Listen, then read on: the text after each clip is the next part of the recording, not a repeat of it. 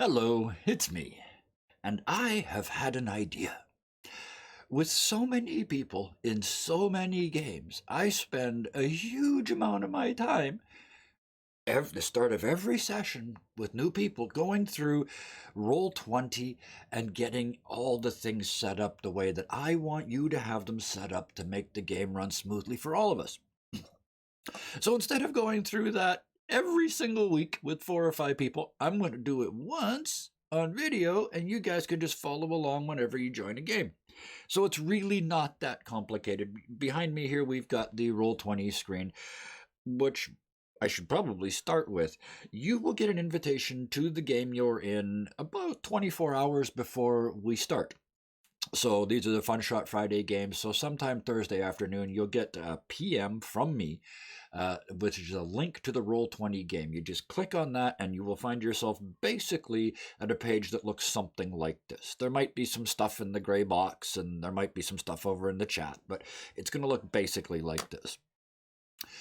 The first thing I would like you to do is click this little button over here, the My Settings button. And right at the top here, the display name. What I would like you to do is put your character's name first, because I see so many character names and I have to remember them. So if you can put your character name first, that's really useful.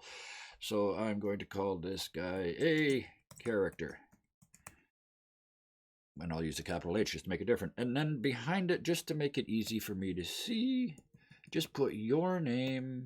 And it doesn't have to have the last initial. Whatever you want me to call you when I'm not talking about your character, but when I'm talking about the player, just put that in square brackets right behind it. That way it's nice and easy. Click Save Name, and right down here you will see now it says character name and then who's playing it. That's the first thing. Now down here there's a bunch of buttons, a bunch of locations here.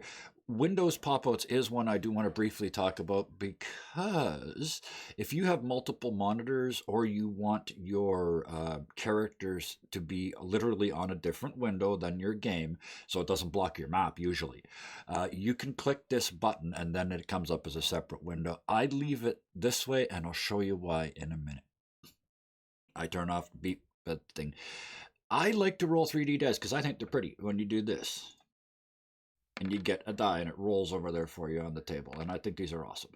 So I use them. So I click Enable 3D Dice and automatically roll 3D dice. You might not want to do this if you have a lower performance system. It does take up a bit of time and it slows stuff down. But if you can do that. You can also change the die color.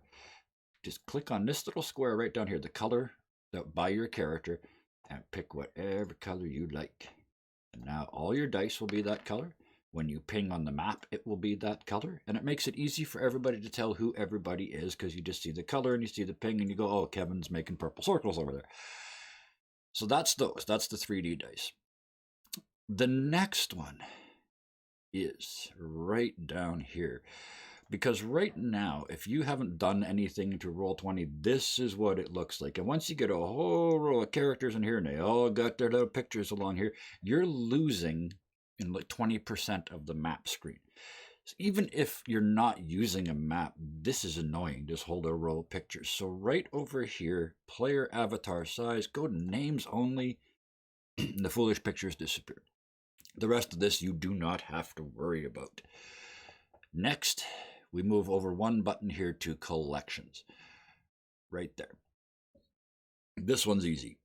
Right at the top here, you're going to see, in this case, there's 5 of them.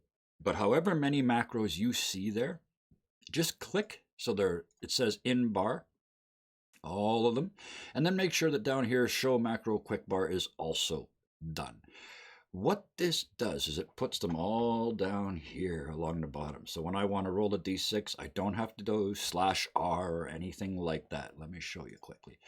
I want to roll a d6. I just hit the one that says d6. It rolls a pretty 3-dimensional die for me and shows me my result over here.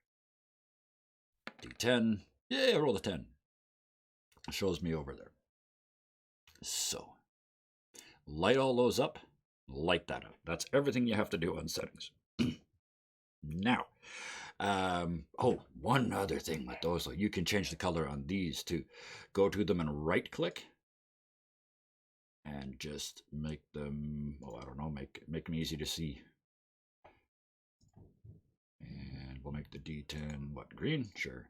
Kind of like traffic lights here, except in the wrong order. So D6, D8, D10, easy to see. These other two, let's make this one red because it's a bad thing. And let's make this one blue because it's a name tag. And that's all you need. Now they're all lit up down here. Every button that you're going to need that isn't just a standard click on your character sheet is going to be down here. That's how I do it to make it easy. So I think, one more thing, character sheets. Yes. So in this case, we've got these character sheets here. I'm going to use difficulty marker because there's secret information on these that only the players get to see. So I've got this character called difficulty marker. This is the one it's used in this particular game. But this is what you see when you open this. If you have a character sheet itself, it will show up here and etc. But for the purposes of this, I just wanted to open this up because we were talking earlier about using Windows pop-outs because it blocks the screen. So if I have a character with stats and I need my stats out here, but then I can't see the map, as long as you have this setting over here not clicked, so use Windows pop-outs for character not clicked, all I have to do is double click on the bar and it goes translucent and small, and I can put that anywhere I want. And then when I need it, I double click it and it comes back up. The other way to do this is, like I said, if you've got multiple monitors or you want to, for whatever reason, have a separate thing. Whoops, that's not what I wanted to do. I did it again. Don't do that. Just click it. Now, if I double click that top, it opens up to a full screen. And if I want to get rid of it, I can just minimize it, and it goes away down, goes and hides down here. So especially if you want to have this on another screen somewhere and put it somewhere else, if you've got multiple monitors, that's an option as well. Either of those works. I'm going to switch back because I like keeping all my stuff on one page. So that applies to everybody who's in one more. Damn it. I keep one more thinging this, don't I? One more thing. I told you you'll get the link to the Roll20 game about 24 hours before the game goes live. You will get the link to the Zoom call that we use for communications. You'll get that about an hour before we go live. And I would very much appreciate it if you could be there at least half an hour before start time, just so we can go through tech and make sure everything's working, your mic and your camera and Zoom and everything is working properly. So with that went a little longer than I thought it was going to, but thank you very much for watching this. I'm going to pin it in the channel as well, so it'll be right at the top and easy to find. As always, any questions, let me know. Thanks for listening. See you at the table. Bye.